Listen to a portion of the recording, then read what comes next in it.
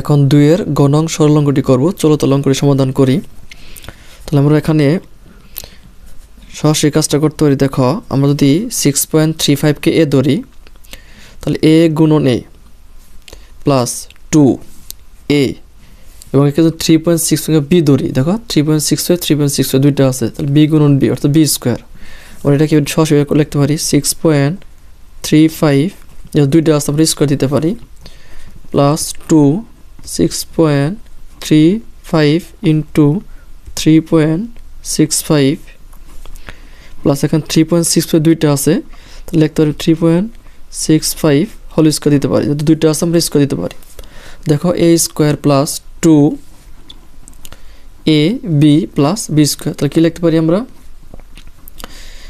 আমরা যদি 6.35 কে ধরি তাহলে এ square plus 2 A B plus B square, তাহলে লিখতে পারবি এ প্লাস বি হোল স্কোয়ার। তাহলে এ বলতে 6.3, বি বলতে 3.65, তাহলে এ প্লাস বি হোল স্কোয়ার।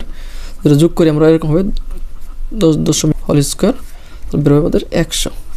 এটাই আমাদের অ্যান্সার।